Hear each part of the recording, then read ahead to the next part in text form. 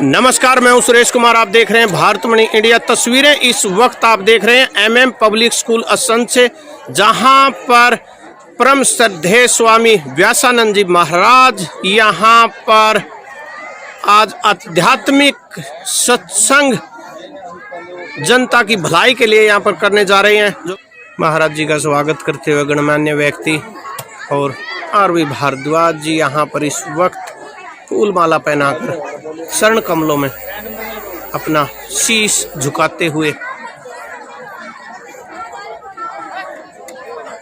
श्री सद्गुरु महाराज की जय। अब हम लोग थोड़ी देर तक सामूहिक ध्यानाभ्यास करें।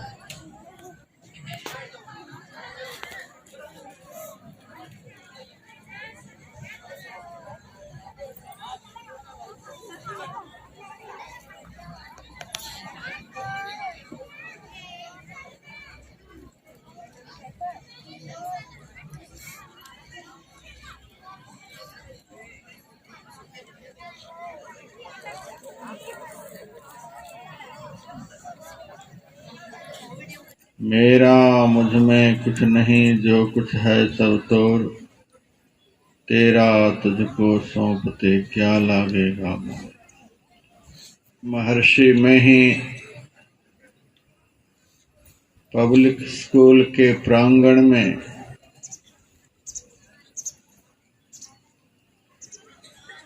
जीवन का सबसे महत्वपूर्ण कर्म करने हेतु पधारे हुए धर्म प्रेमी सज्जनों, माताओं तथा बहनों, ईश्वर की कृपा जिसके ऊपर होती है उसको इस संसार में तीन चीजें प्राप्त होती हैं। पहली चीज मनुष्यत्व, दूसरी चीज मुमुक्षुत्व और तीसरी चीज संतों का संग।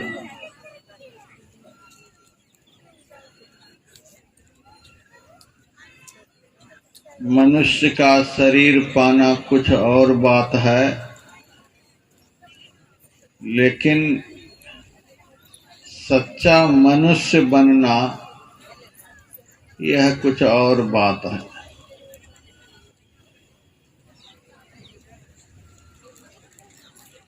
जिनके ऊपर ईश्वर की कृपा होती है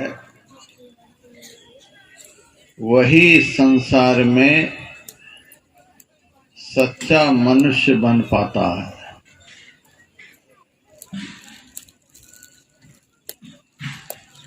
और जिनके ऊपर ईश्वर की बड़ी कृपा होती है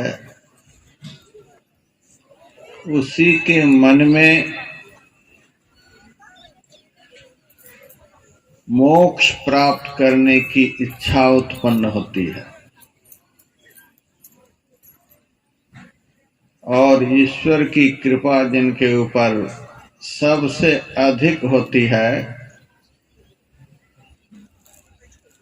उसी का मन संत की शरण में जाने के लिए होता है। यहाँ सब कोई नहीं आ सकता है।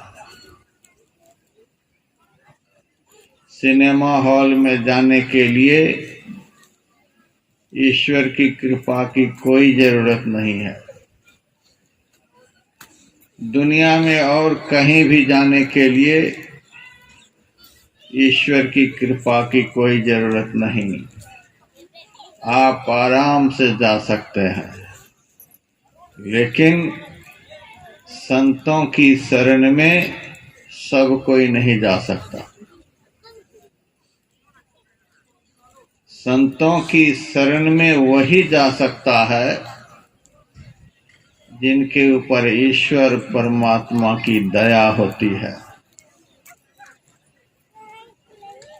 और यदि ईश्वर की दया प्राप्त करके, ईश्वर की कृपा प्राप्त करके संतों की शरण में कोई आ जाए तो यहाँ आने से उनको क्या सब मिलेगा। रामायण जी का पाठ भी आप लोगों ने सुना है, उसमें भी बतलाया यहाँ आने वाले को जैसे तैसे भी यदि संतों की शरण में कोई आ जाए तो उनको 4 चीजें आप लोगों को मिलने वाली हैं। पहली चीज अर्थ की प्राप्ति। अर्थ कहते हैं धन को।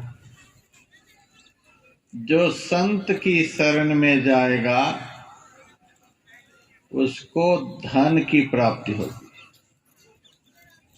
यहाँ आने वाले को धन की प्राप्ति क्यों होगी? धन तो प्राप्त होता है दफ्तर में काम करने वाले को, खेतों में काम करने वाले को, बाजार में काम करने वाले को। यहाँ आने वाले को धन कैसे प्राप्त होगी? धर्म शास्त्रों में बतलाया गया है कि संत के चरण में लक्ष्मी का निवास होता है।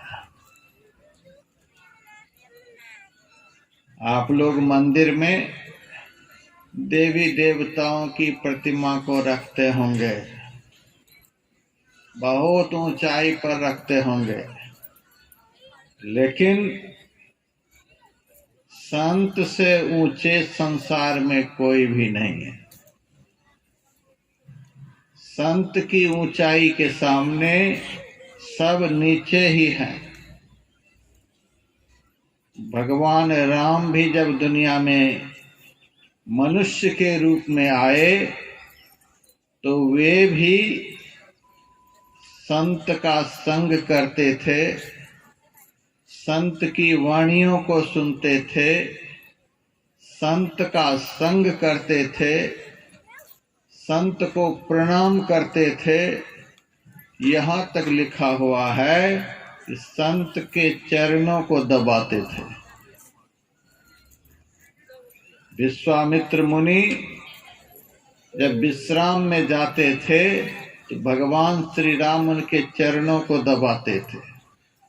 ऐसी महिमा संत की है। भगवान कृष्ण का अवतार हुआ, वे भी संत का आदर करते थे, संत का संग करते थे। उद्धव जी से उन्होंने कहा, हे उद्धव, संत जब चलते हैं तो मैं उनके पीछे पीछे चलता हूं।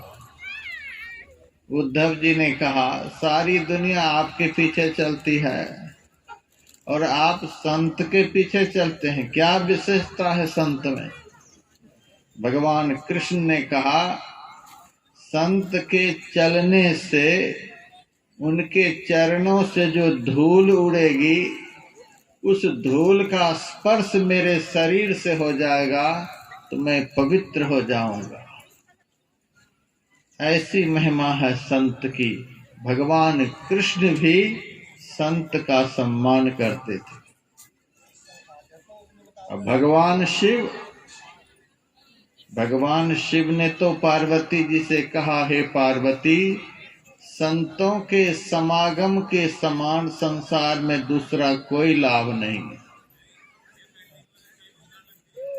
ऐसी महिमा संत की। भगवान शिव भी सम्मान करते हैं, भगवान राम भी सम्मान करते हैं, भगवान कृष्ण भी सम्मान करते हैं। जिनका सम्मान भगवान करे, उनका सम्मान देवी देवता कैसे नहीं करेंगे?